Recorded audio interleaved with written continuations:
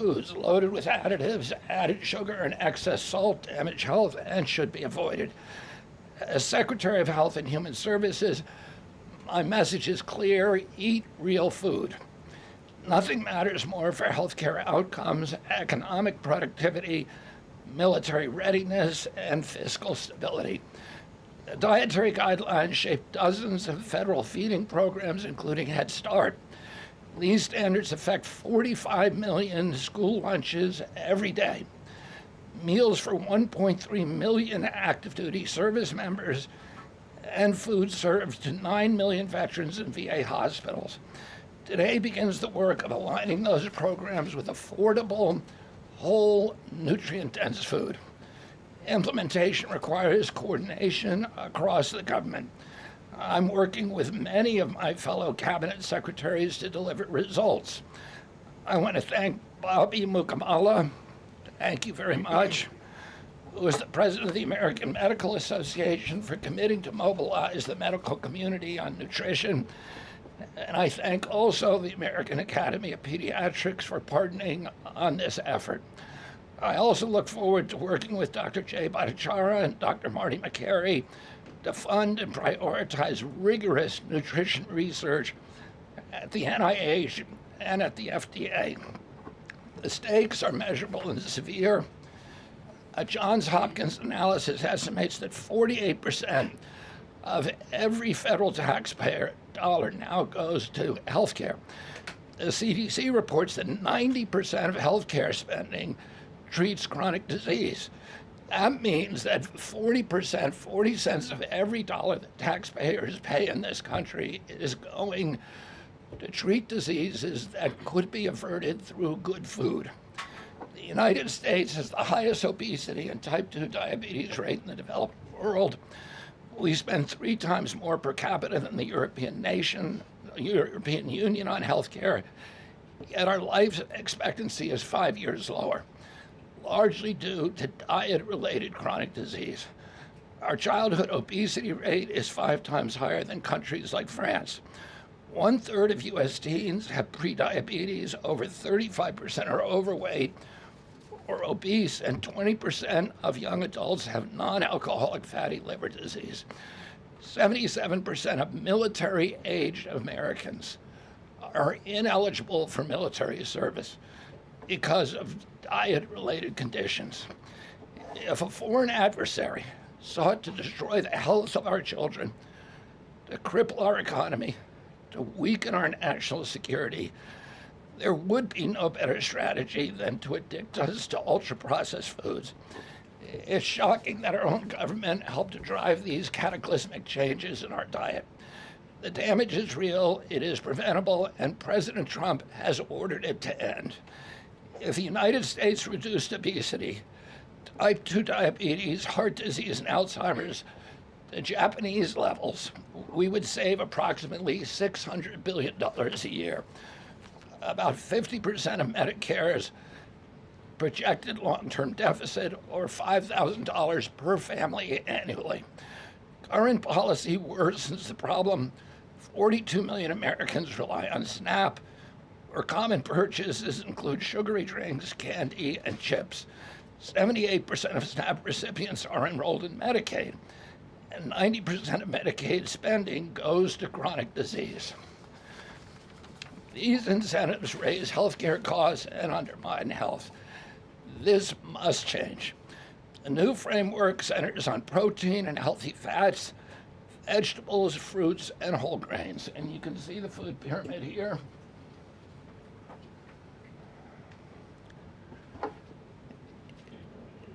It's upside down, a lot of you will say.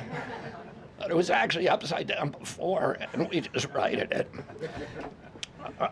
For the first time, the dietary guidelines directly address ultra-processed foods and set firm sugar limits in federal procurement, driving a significant reduction in added sugar in school meals. I want to thank President Trump for his leadership and the partners committed to ensuring that federal food dollars support real food and better health. Thank you. And I want to introduce my partner and a friend, Brooke Rollins, who was an extraordinary collaborator on this. Thank you. Well, good morning, everyone. Happy New Year. What a honor to be here. I think this is Karoline's first press conference back, and what a great way to start the new year, 2026. I want to thank Secretary Kennedy. Your commitment to the well-being of Americans is such a blessing to this nation. We have been working on these new dietary guidelines really since almost day one. Bobby and I were voted on the same day and sworn in on the same day. So I think the partnership from minute one has been real and extraordinary. As Secretary Kennedy mentioned, America is in the middle of the worst chronic health crisis in our nation's history. Over 40% of the roughly 73 million children in the United States have at least one chronic health condition, and nearly 90% of healthcare spending goes toward treating people with chronic disease. Secretary Kennedy mentioned that, but it is really important to keep underscoring that fact. This crisis is unacceptable. It prevents Americans from living healthy and happy lives.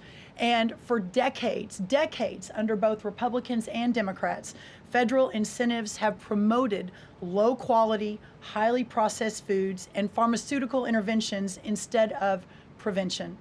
As a result, nutrient-dense whole foods grown by America's farmers and ranchers have been increasingly displaced. The Trump administration is acutely aware of this danger, and today this announcement is making a major step in doing something about it. Thankfully, the solution is simple and should be non-controversial: eat real food. This is the main message of the new Dietary Guidelines for Americans 2025 to 2030, which encourage households and schools to prioritize whole, nutrient-dense foods. That means more protein, more dairy, more healthy fats, more whole grains, more fruits and vegetables, whether they are fresh, frozen, canned, or dried. We are finally putting real food back at the center of the American diet. Real food that nourishes the body, restores health, fuels energy, and builds strength. This pivot also leans into the abundant, affordable, and healthy food supply already available from America's incredible farmers and ranchers. By making milk, raising cattle, and growing wholesome fruits, vegetables, and grains, they hold the key to solving our national health crisis. And President Trump is mobilizing government to ensure families across America have greater access to these healthy foods. In the past 12 months, inflation has slowed and wages have risen for the first time in 5 years. Under President Trump's leadership, prices for everyday staples are declining, and more help is on the way. Recent data show that fruits, vegetables, dairy, and proteins, including eggs, pork, and ground beef, are becoming even more affordable every day for our American people. American households enjoy the most affordable and abundant food in the world, and today's release only reinforces that reality. A healthy meal is within reach for all American families. These new dietary guidelines are a framework which is meant to be customized to meet the needs, the preferences, and the financial status of all American families. For example, a meal including such items as pork, or eggs, or whole milk, or cheese, tomatoes, other fresh and frozen fruits and vegetables, whole grain bread, corn tortilla can cost today right around $3 for that meal. $3. And soon USDA will finalize our stocking standards, which means that those businesses in America that take the SNAP benefit, what they are required to stock in order to take that benefit. By the way, that's almost 250,000 retailers across America. That very soon we will be finalizing that rule that will mandate all 250,000 retailers in America double the type of staple foods that they provide for America's SNAP households. This means healthier options will be in reach for all American families, regardless of circumstance, at levels never seen before in our country. These dietary guidelines are foundational to so many USDA programs, and their introduction marks the first step in connecting America's schools and dinner plates to the best of American agriculture. Make no mistake, Under President Trump's leadership, we are restoring common sense, we are restoring scientific integrity, and we are restoring accountability to federal food and health policy. The new guidelines are all about putting the well-being of Americans first, exactly where it should have been all along. This is the foundation that will make America healthy again, not just for those of us alive today, but for our children and our children's children and those coming behind. I want to end by saying God bless American families, God bless the American farmer and rancher, and God bless America. What an honor now to introduce another great partner in this incredible work, and that is Dr. Mehmet Oz. Thank you. Congratulations to Secretary Rollins, Secretary Kennedy, and do want to express my appreciation for what the President has done overall to increase the affordability of health care. The biggest accomplishment perhaps for the health system ability to drop down prices last year was the most favored nation drug pricing that Karoline mentioned. These are incredibly effective at reducing the costs, for example, of what the President calls the fat shot. The Ozempic, GLP-1s category of medications. We dropped them dramatically. But the best way to reduce drug spend in America is to not need the drugs in the first place. What you're hearing today with these dietary guideline adjustments are going to be massively effective, and not just dropping the need for us to buy these weight loss drugs, but buy these expensive drugs for autoimmune problems. We have evidence that food is medicine when it comes to conditions from various mental health issues, from Alzheimer's and depression to fundamental realities of how children learn in school. So the question then becomes, what is this actually going to do in dollars and cents? And I had the group at CMS run some numbers for us to try to give you concrete assessments of how much this will drop the spend that the federal taxpayer must make for Medicare and Medicaid. And I'm more optimistic today than ever that we can address the fast rising rate of healthcare expenses in America because of movements like this. Right now, we're increasing health expenditures in America at roughly twice the rate of the GDP growth. We will correct that if we can get America to be healthier, because you can't be a wealthy nation without being a healthy nation. So 2 numbers for you to remember. The first is $30 billion. Why? 30% of healthcare costs are directly attributable to obesity. I'm not talking about indirect associated expenses, which are also present, but a very conservative number, 30%, are directly attributed to obesity. That's about $300 billion a year for just Medicare, If we were to affect obesity by 10%, which is an incredibly conservative and justifiable assumption that has been borne out in evidence-based dietary experiments and trials, just that alone is $30 billion of reduction of expenses for Medicare rather. That's also obviously correlated with Medicaid reduction in spending. In Medicaid, it's a different opportunity, because in Medicaid, we educate children. 53% of children in America are covered by Medicaid or CHIP, and we have programs to teach kids and their parents what to eat, and how to make these dietary guidelines that Secretary Rollins and Secretary Kennedy have crafted with their teams into practice. It will dramatically change the natural history of how children are able to participate in life. But let me give you one last number. If we're able to get the average American, who today retires on average at age 61, get them just to work 1 year longer, because they feel so vital, so strong, so bullish about their future, because they're feeding their bodies nutrients that are essential to their high-functioning productivity, we will increase the overall GDP of our nation by trillions of dollars. So we will reduce healthcare expenses. At the same time, we jazz up the U.S. economy with trillions of dollars created by the productivity of American workers. God bless you both for making the DGA feasible and making it perhaps the wisest investment we could make in our communities. Marty Makary is one of my closest friends, the powerful leader of the FDA, who's been taking brave steps along the line and has additional insights. Thanks. Thank you, Dr. Oz. Today marks the beginning of the end of an era of medical dogma on nutrition. For decades, we've been fed a corrupt food pyramid that has had a myopic focus on demonizing natural, healthy, saturated fats, telling you not to eat eggs and steak, and ignoring a giant blind spot: refined carbohydrates, added sugars, ultra-processed food. This study in JAMA now shows that 60% to 70% of kids are getting their calories from ultra-processed foods. That's an epidemic.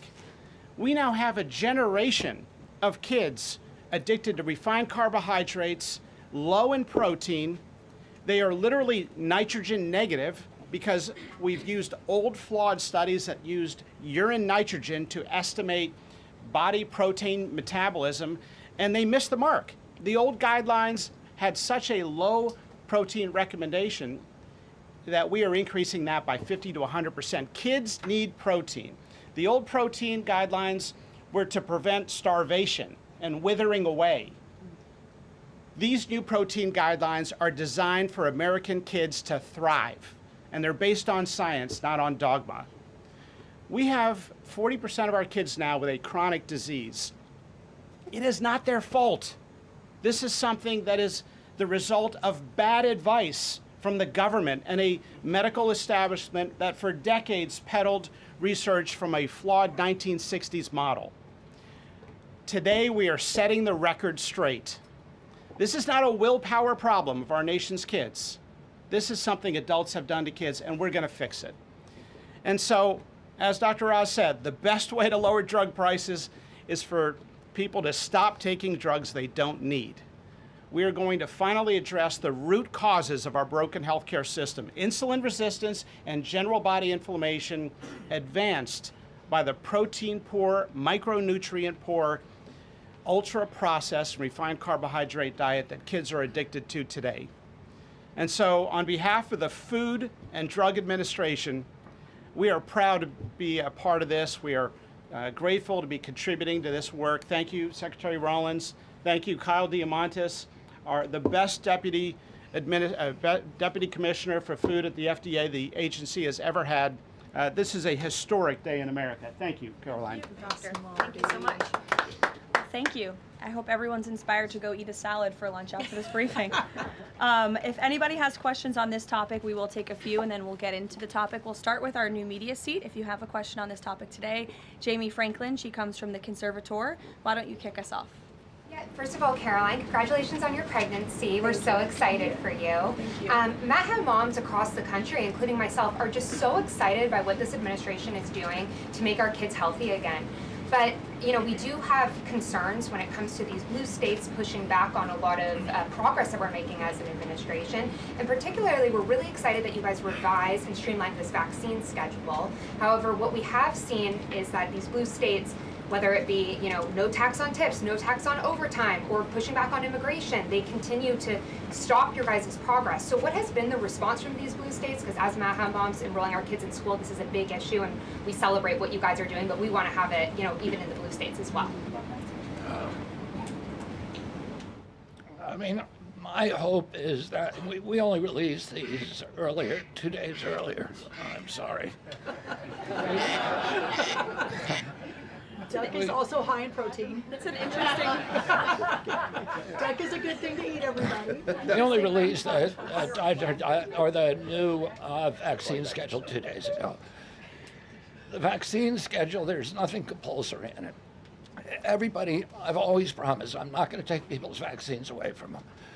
People who want to get vaccines, everybody who wants them can get all of the vaccines that were on the old schedule. They will all be paid for by the Vaccines for Children program or for the insurance the same as before. We release guidelines that we think are optimal to public health. They're the same with core vaccines that are required by the European community. And those nations all have much better health outcomes than we do. And they're based on their best science and also on their conviction that when you put too many vaccines on the program, it actually reduces compliance. It reduces uptake. And so we want to maximize the uptake of vaccines by making sure that Americans know that we are making recommendations that are science-based, that are common sense, that are grounded in science. And right now, that's the best science that we have. But again, there's 3 categories of vaccine. One is the core schedule, which resembles the European countries. The second is for people who have vulnerabilities, for high risk, and that doesn't change at all. And then the third is shared decision making, which any vaccine that was on the old schedule, you can continue to get. So people will make their own choices, and that's what democracy is about. I asked the boss, Karoline, for permission to add a little bit to this because I think it's really important. And by the way, Jamie, what a superstar you are. It's so fun to see you in this seat, Jamie Franklin.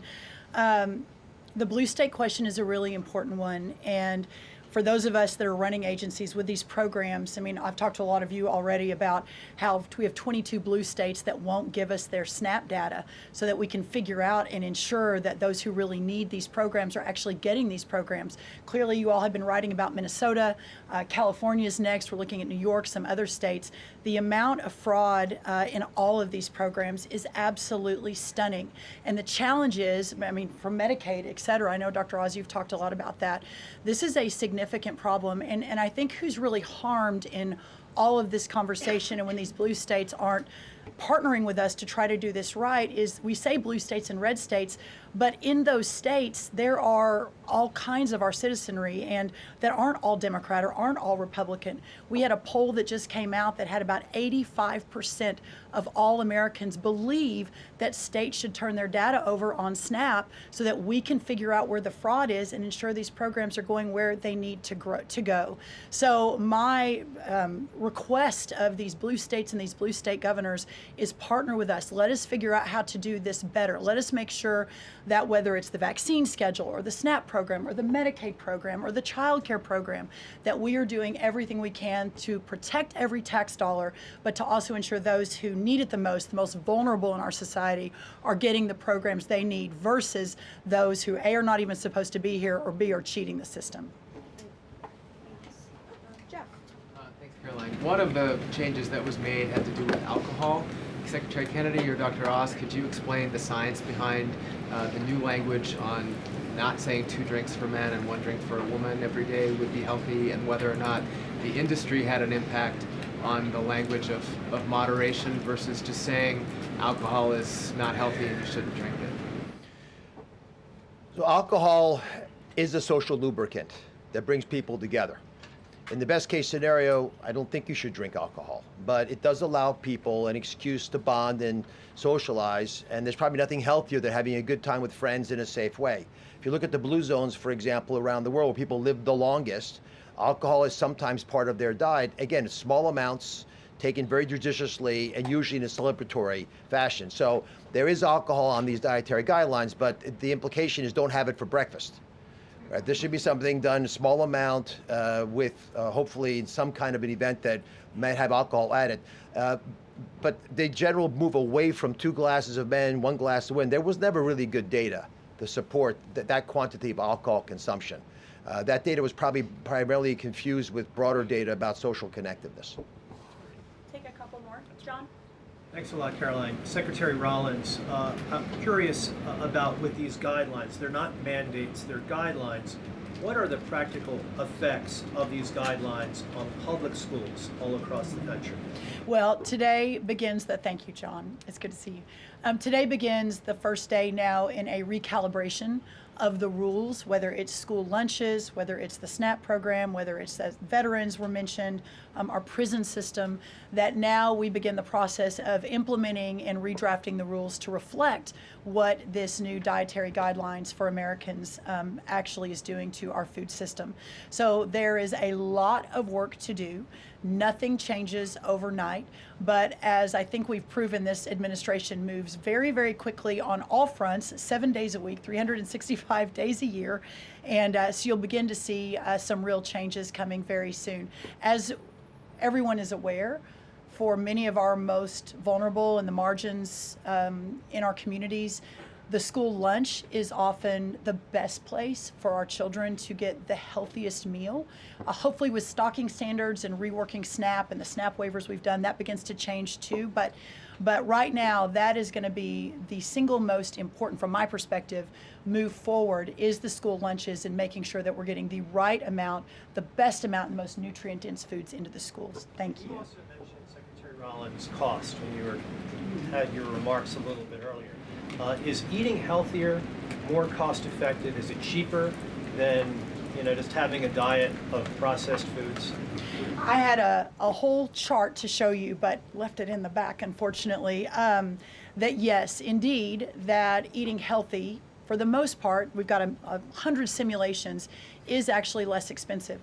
The challenge comes is the access to those healthy foods, especially in parts of America where they have food deserts. They don't have a H-E-B or a Kroger or a Central Market. These are all Texan grocery stores, but whatever similar across the country.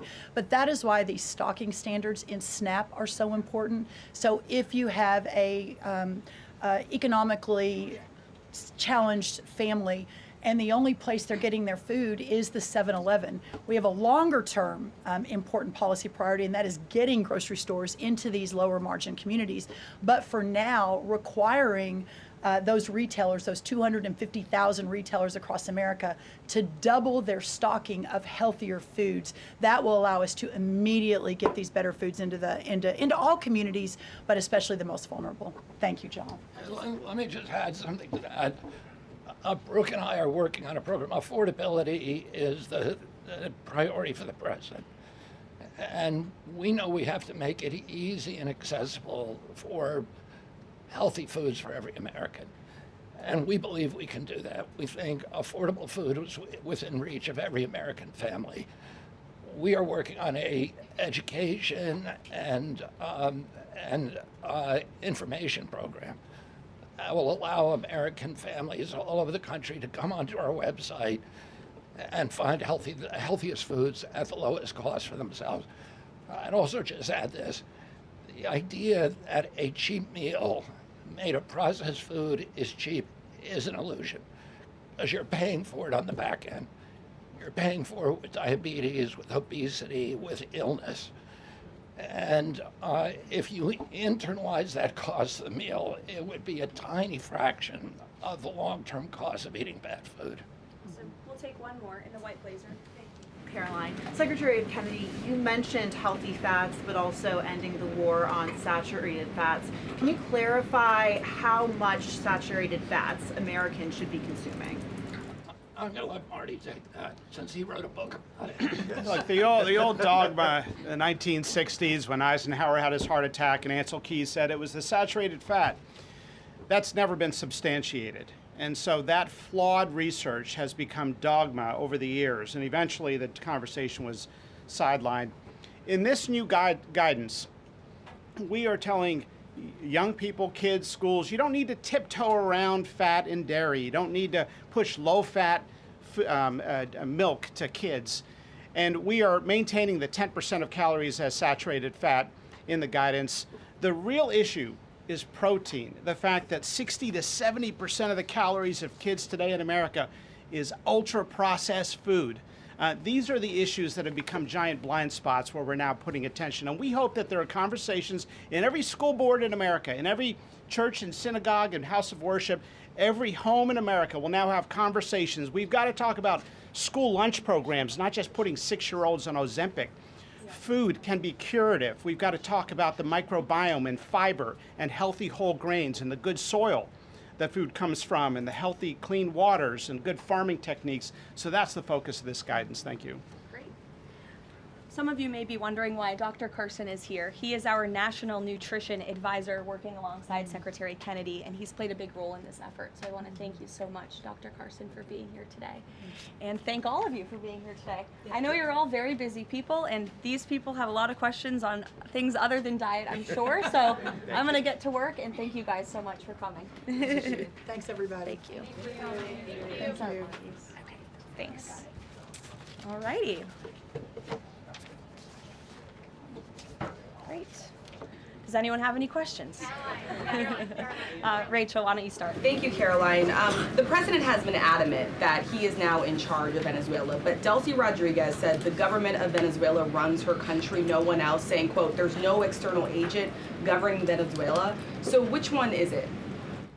Let me just be very clear. This is the first time that I've addressed Venezuela from the podium since being back and since the historic and incredibly successful military operation, law enforcement operation conducted by our United States military that you all saw and the world witnessed last week. The skill, the might of the United States military and our country under the leadership of this president is on full display to the rest of the world. And let's just set the record straight. There isn't another military in the world who could have pulled off this operation. There is not another president in the world or in our nation's history who had the courage to authorize such a mission. And I think the world has taken notice that America is truly back. With respect to Venezuela, the Trump administration, led by Secretary Rubio, the Vice President, and the President's entire national security team, is in close correspondence with the interim authorities in Venezuela. We obviously have maximum leverage over the interim authorities in Venezuela right now, and the President has made it very clear that this is a country within the United States, the Western Hemisphere, close by the United States, that is no longer going to be sending illegal drugs to the United States of America. It's no longer going to be sending and trafficking illegal people and criminal cartels to kill American citizens as they have in the past. And the President is fully deploying his peace through strength foreign policy agenda. So we're continuing to be in close coordination with the interim authorities, and their decisions are going to continue to be dictated by the United States of America. Just one follow-up, when you talk about that leverage there, has the Venezuelan government fully committed to turning over its oil to the United States indefinitely, and what happens if they do not? Well, as you saw, the President announced last night, this was a deal. This was a deal made by the President and his team with the Venezuelan interim authorities. This will benefit both the American people and the Venezuelan people. And Secretary Wright and the Department of Energy are working with the interim authorities and also with the private oil industry to execute on this historic energy deal. That's not only good for the United States, but it's also going to revive the prosperity, the safety, the security of both the United States and Venezuela as well. Ed. Following up on the oil part of this, the 30 to 50 million barrels of oil, how exactly is that going to work? You're getting it out of Venezuela into the United States? Yes. And then what? That's exactly right. So as you know, Ed, as the President announced last night, this was the sanctioned oil that was basically just sitting in barrels, sitting on ships because of the effective quarantine of the United States of America. And the interim authorities have agreed to release that oil to the United States, so it will be arriving here at home very soon. The United States government has already begun marketing Venezuelan crude oil in the global marketplace for the benefit of the United States, engaged the world's leading commodity marketers, key banks to execute and provide financial support for these crude oil and crude product sales. All proceeds from the sale of Venezuelan crude oil and products will first settle in U.S.-controlled accounts at globally recognized banks to guarantee the legitimacy and integrity of the ultimate distribution of proceeds, and those funds will be dispersed for the benefit of the American people and the Venezuelan people at the discretion of the United States government. It sounds like it requires a lot of private sector engagement and agreement And from the oil industry and the banking industry. That's Do you right. have that yet? There's a lot of private sector engagement that's happening right now. As you know, Secretary Wright, our energy secretary who's heading up this big project, is in Florida today meeting with some of these oil executives. And as we confirmed earlier, they will also be at the White House later this week. So they are absolutely eager to invest. They're eager about these opportunities. And Secretary Wright is a very well knowledgeable guy when it comes to oil and energy, and he's the perfect man for the job. Another corner of the world Sure. there, real quick on Go Iran. ahead. Go ahead. So just to follow up on the oil, 30 to 50 million barrels is an initial tranche, if you will, and then what happens after that? What are the plans? I won't get ahead of the plans that the President and his team are currently speaking with the interim authorities about, but rest assured, there is a long-term plan here. Secretary Rubio and the entire team are working diligently on it, and this is just sort of the first action that you all are seeing. Ed. Thanks, Caroline. So in order to get these oil companies to invest billions in Venezuela, how will the U.S. reassure that their workers will be safe in Venezuela? Could there be troops involved?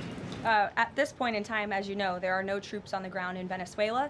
The President, of course, reserves the right to use the United States military if necessary. It's not something he wants to do. Diplomacy is always the first option. As you saw, he tried that with Nicolas Maduro, but unfortunately, he was an illegitimate dictator and an unserious person. And so President Trump authorized this law enforcement operation, and now Nicolas Maduro is sitting in a prison cell in New York. So certainly the President is going to do what's in the best interests of the American people, and that includes workers from our energy and oil industry as well. With that meeting tomorrow, what is the message the President is going to give to the oil executives, and what does he want to hear?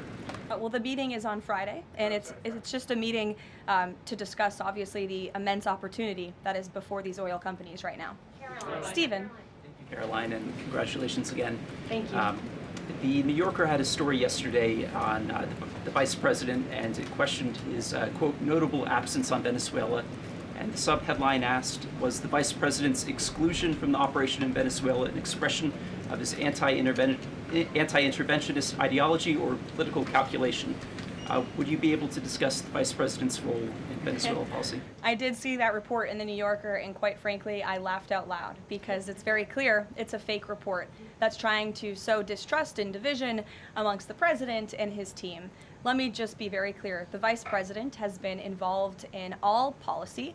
He is the right-hand man of the president on all policy matters, including Venezuela policy. He was, of course, read in and deeply involved in this operation from the very beginning.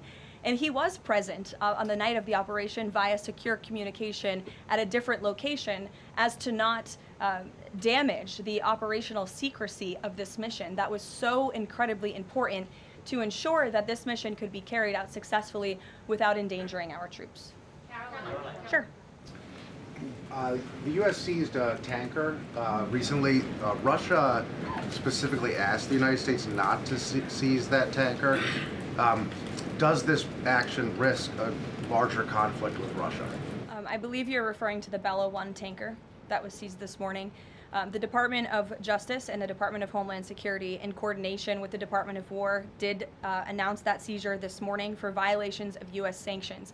I've spoken about the enforcement of our sanctions policy at the podium prior to the new year, and this administration is going to fully enforce the sanction policy of the United States. The vessel this morning was seized in the North Atlantic pursuant to a warrant issued by a U.S. federal court after being tracked, and this was a Venezuelan shadow fleet vessel that has transported sanctioned oil, and the United States of America, under this president, is not going to tolerate that. I would also just add the vessel had a judicial seizure order, and the crew, so that means the crew is now subject to prosecution for any applicable violation of federal law, and they will be brought to the United States for such prosecution if necessary. Kelly. Caroline, Happy New Year to you. Thank you. You too. I'd like to talk to you about a couple of things real quickly. The first question about the Venezuelan people. As you know, there's some 8 million Venezuelans here, some of them celebrating in the streets. There are Venezuelans on the ground who are concerned about their safety. What does the Trump administration, what is it doing to actually help people in Venezuela understand that they will be secure throughout this transition? I think the fact that this president actually followed through on the long-held promise of the United States of America, the bipartisan promise to take down the illegitimate Maduro regime, should give assurance to the Venezuelan people and also Venezuelan Americans who fled this communist regime for a better life here at home, that this is a president who is serious about taking down illegitimate regimes and who is also serious about securing the security of the United States of America, including the Venezuelan American people. And I would just add that this is something that not just Republicans and President Trump have talked about for a very long time, but it is also something that Democrats have advocated for. In 2020, Chuck Schumer said that that at the time, President Trump had not brought an end to the Maduro regime. The Maduro regime is more powerful today and more entrenched today than it was when the president began. Now you hear Chuck Schumer out there saying this is reckless. The American people and the Venezuelan people should be in fear. But this is something that Chuck Schumer has long advocated for. Senator Chris Van Hollen, same thing, had said that the United States is going to use its leverage and influence to push for negotiations to transition to the truly elected leader. This was under President Biden. We know Maduro and his cronies don't want to go quietly into the night. The U.S. needs to work to ratchet up the pressure. Now, Senator Holland says it's an illegal act of war to get rid of Nicolas Maduro. So the hypocrisy is really astounding here, and thank you for giving me an opportunity to point it out, Kayla. Sorry, go ahead.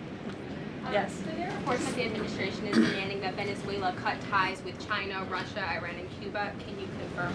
I'm sorry? Reports that the administration has essentially demanded that Venezuela cut ties with China, Russia, Iran, and Cuba. Can you confirm that?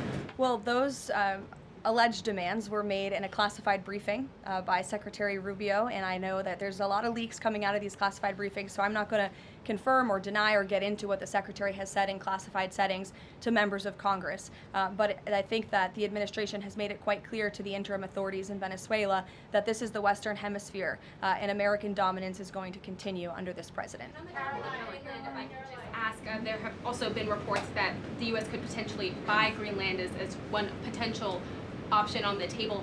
What would such an offer look like? Is there anything monetarily you could provide, any details there? Well, that's something that's currently being actively discussed by the president and his national security team. And I would point out that the acquisition of Greenland by the United States is not a new idea. This is something that presidents dating back to the 1800s have said is advantageous for America's national security. The president has been very open and clear with all of you and with the world that he views it in the best interest of the United States to deter Russian and Chinese aggression in the Arctic region. And so that's why his team is currently talking about what a potential purchase would look like. Jackie. Caroline, just following up on Greenland, why not rule out taking it by military force? I know that past presidents and past leaders have often ruled things out. They've often been very open about ruling things in and basically broadcasting their foreign policy strategy to the rest of the world, not just to our allies, but most egregiously to our adversaries. That's not something this president does. All options are always on the table for President Trump as he examines what's in the best interest of the United States. But I will just say that the president's first option always has been diplomacy. Again, look at Venezuela. He tried ardently to strike a good deal with Nicolas Maduro, and he told him, I will use the United States military and you will not like it if you don't take such a deal. And look at what happened. With respect to Iran, the president said the same thing, right? He tried to have serious interest in a deal with the Iranian regime with respect to their nuclear capabilities. They were not interested, and so Operation Midnight Hammer happened, which was another remarkable military success under the leadership of this commander-in-chief. So the president keeps his options open, but diplomacy is always the first. Quickly, just one additional follow-up on that. Does the president recognize Denmark's ownership as part of the kingdom? Because there have been some Republican senators questioning, the claim that Denmark has to Greenland. Is the president in that camp with them, questioning the legality of I have not heard him question it personally, but you're welcome to ask him yourself next time you have the chance. Sanctions are being lifted for Venezuela. We got to lift some sanctions to let the oil come in. Can you talk about that just very briefly? Yes, so the U.S. is selectively rolling back sanctions to enable the transport and the sale of Venezuelan crude and oil products to the global markets, yes. Caroline. Annie. Thank you. There are some reports from Venezuela that the country's leaders are cracking down on the population, specifically suppressing public expression of support for Maduro's ouster. Is that kind of behavior consistent with what the president wants to see, how the president wants to see the leaders take on the population? It would not be consistent, and I'll let the president's national security team speak further on that. I know they are well aware and tracking. Kelly. Two questions. One, on the seized vessels, the Bella, the Sophia, can you tell us where they're headed, what happens to any existing cargo, and you referenced personnel but potentially facing prosecution. That's one thing I'd like to follow on.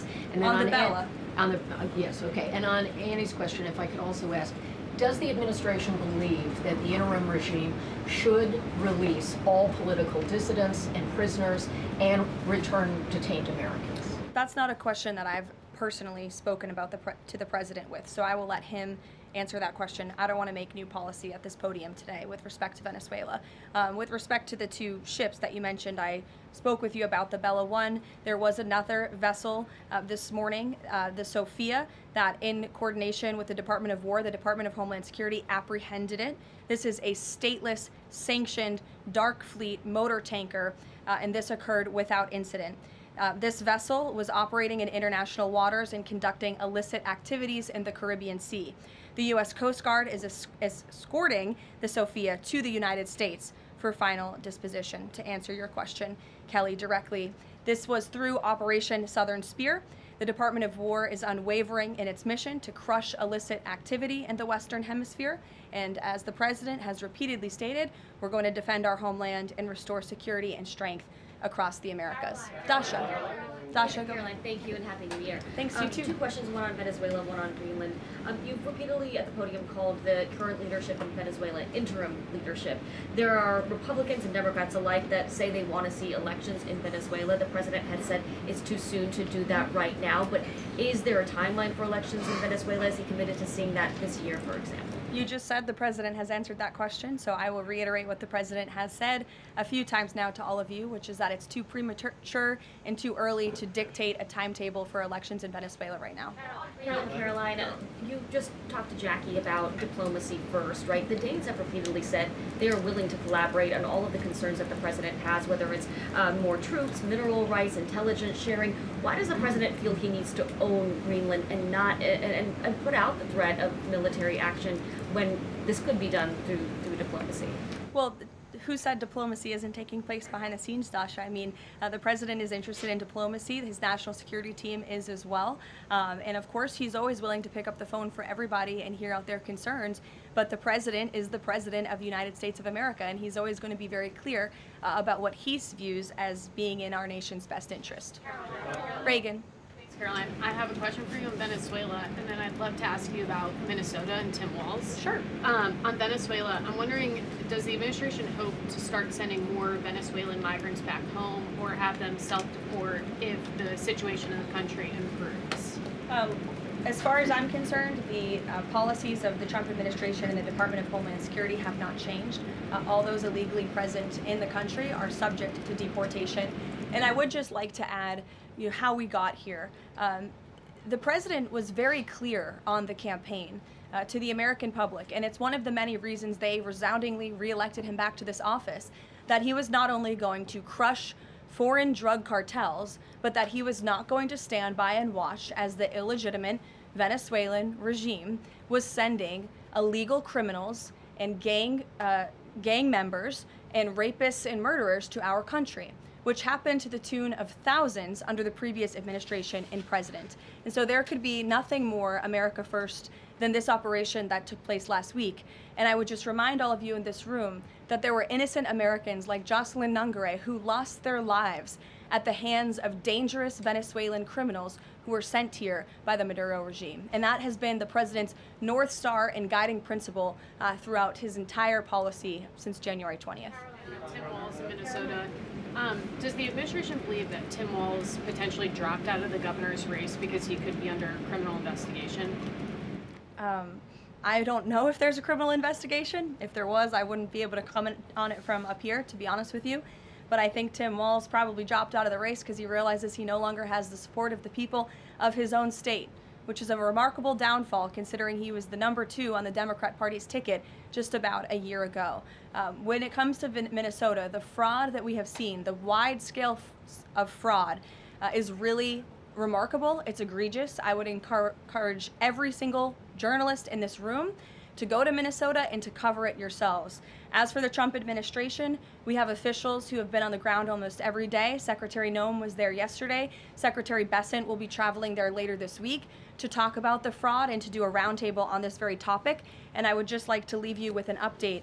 To date, the Department of Justice has charged 98 total defendants in several Medicaid fraud and related case programs. 64 were convicted, and 85 of the 98 charged were of Somali descent. The DOJ has also issued over 1,700 subpoenas, executed over 130 search warrants, and they have now added more attorneys to their office there to absorb the case flow. DHS is on the ground going door to door conducting large-scale criminal and HSI investigations. They have also sent approximately 2,000 agents to Minneapolis to assist with law enforcement and immigration enforcement. As I said, Secretary Noem was on the ground yesterday. The Department of Health and Human Services has also begun requiring a justification and photo evidence for all child care related payments nationwide, and they required Minnesota to conduct a full audit of all child care centers. They also froze $185 million in funding to Minnesota. And Dr. Oz, who was just here, also notified Governor Walz they're going to begin auditing Medicaid recipients and deferring payments on claims based on waste, fraud, and abuse. The Department of Labor is also conducting a targeted review of Minnesota's unemployment program. Department of Agriculture requiring Minnesota to conduct recertification for SNAP recipients, and HUD has launched investigations into the public housing. SBA has also suspended nearly 7,000 borrowers amid suspected fraudulent activity. So, with all of that, rest assured, this is an all-hands-on-deck effort from the entire administration to get to the bottom of this and to ensure that the ripping off of taxpayers in the state of Minnesota, and it won't just be Minnesota, it'll be any state across this country where fraud has taken place, and we are protecting law-abiding, tax-paying American citizens. Phil. Thank you, Caroline. Just to follow up on Greenland, there are treaties already on the books that give the United States access to the island. They can construct and maintain military bases there. We can house personnel on the island. The U.S. has control of landings, takeoffs, anchorages, etc. So I'm curious if you could just spell out for the American public, what specifically would the U.S. gain by taking control of Greenland that the U.S. doesn't already have access to right now? More control over the Arctic region and ensuring that China and Russia and our adversaries cannot continue their aggression in this very important and strategic region. And there would be many other benefits as well that, again, the President and his national security team are currently talking about. Jeff, I'll give you another one. Welcome. A broad sort of stand-back question on foreign policy. Are you concerned about increasing tensions with Russia because of the tanker seizures? And how does the U.S. action in Venezuela impact the ongoing relationship with China and the President's relationship with President Xi? I think the President has very open, honest, and good relationships with both President Putin of Russia and also President Xi of China. He has spoken with them numerous times, as you know, since coming to office about a year ago, and I believe that those personal relationships are going to continue. But as for the President and the United States, he's going to enforce our policy that's best for the United States of America. And with respect to these ships seizures, that means enforcing the embargo against all dark fleet vessels that are illegally transporting oil, and only legitimate commerce, to answer your question much earlier, Rachel, determined by the United States is going to be permitted. And that's the policy of this administration, and he's not afraid to implement it. One more stand back. Just one more stand back. I just missed the last one. I remember asking the President at the very beginning of his term if he was committed to Article 5 and NATO, and he said yes. Has his stance on NATO or his commitment to NATO changed? Did you see his statement earlier today? He said, we will always be there for NATO, even if they are not there for us. And I think that answers your question directly. Yes. Just to follow up on what Jeff was saying there, will the President commit that if any NATO members are attacked, the United States will come to it? Again, the President addressed this directly himself this morning after seeing the coverage from all of you in this room on television, and he made it very clear, we're always going to be there for NATO, even if they have not done right by the United States of America. And they have not, they have finally increased their defense spending at the request of this president, but it was only because of this president that they did that. We'll take a couple more. Michael, go ahead. Thank you, Caroline. Happy New Year and congratulations. Thank Two you. questions, if You I may. too. One on healthcare, one on Mexico. On healthcare, the president says he wants Republicans to be flexible on the Hyde Amendment in order to pass healthcare legislation. What is the White House's message to pro-life voters who say federal funding for abortion goes against their values? Well, the president did not change the administration's policy. It was President Trump who signed an executive order protecting the Hyde Amendment. It's the Trump administration that has taken multiple actions on various fronts to ensure that taxpayer dollars are not funding the practice of abortion. What the president was saying yesterday was Republicans, and frankly Democrats too, need to show a little bit more flexibility so we can actually get something done with respect to the issue of health care. Republicans have amazing ideas. The president himself, as we spoke about earlier, has launched this Most Favored Nation drug pricing initiative, has cut good deals with Big Pharma. He wants to see Republicans and Democrats too, if they're willing, codify those executive orders into law so that these good deals can remain and these prices can continue to be lowered long after this president and this deal maker in chief is gone. Presidents talked a lot about health savings accounts and giving more money back to the healthcare consumer rather than to these giant insurance companies, and he's been very outspoken and tough on them too, and I think you'll see more and hear more from him directly on that issue. So he wants to see Congress get something done with respect to health care, and that was the point that he was driving home yesterday. Mexico, Caroline, Haley. President Trump says the drug cartels are running Mexico. What action does he need to see Mexico's president, Claudia Sheinbaum, take to prove that she's in control of that country, in control of those cartels? And does the White House believe she's able to do that without U.S. intervention? Look, I think the president was speaking very candidly and frankly about the reality on the ground in Mexico. Haley. Caroline, Happy New Year. I wanted to Thanks, ask you you too. about the seized tanker, the Vela. There were reports before this that Russia had sent a submarine to escort it. Was there any engagement with that submarine? And then was the deconfliction line with Russia used ahead of boarding that? Again, this was a Venezuelan shadow fleet vessel that has transported sanctioned oil. The vessel was deemed stateless after flying a false flag, and it had a judicial seizure order, and that's why the crew will be subject to prosecution. Mary. On Colombia, the president had talked over the weekend and suggested that he would be open to an operation there. Should the president of Colombia be expecting Delta Force anytime soon? And then I had another one for you on California. That would be a very unwise question for me to answer, to weigh into. What's your next question? On California, can you share any more about the fraud investigation? The president said that there was one. Who's being investigated and where is it starting? Again, this is going to be a all-hands-on-deck government-wide effort. The president has directed all agencies across the board to look at federal spending programs in not just Minnesota, but also in the state of California to identify fraud and to prosecute to the fullest extent of the law all those who have committed it. Take one more. Sure. Thank you. Caroline, yesterday was the 5-year anniversary of January 6th. Democrats and mainstream media continue to push their big lie that it was an insurrection and that police officers died that day. The reality is that 4 Trump supporters died on January 6th and 2 women were killed by January 6th police. Everybody knows Ashley Babbitt was shot in cold blood by Capitol Police Officer Michael Byrd, but there was another woman, her name was Roseanne Boyland from Georgia, and she was pepperballed, gassed, and ultimately brutally beaten with a stick by January 6th police officer Lila Morris. The Biden administration and mainstream media lied and told Americans Roseanne Boyland died of a drug overdose on Capitol steps. Her family is now asking for an investigation. Is the administration aware of the circumstances of her death, and will there be an investigation finally? Well, for investigation, I will have to defer you to either the FBI or the Department of Justice, and I'm sorry to have to do that.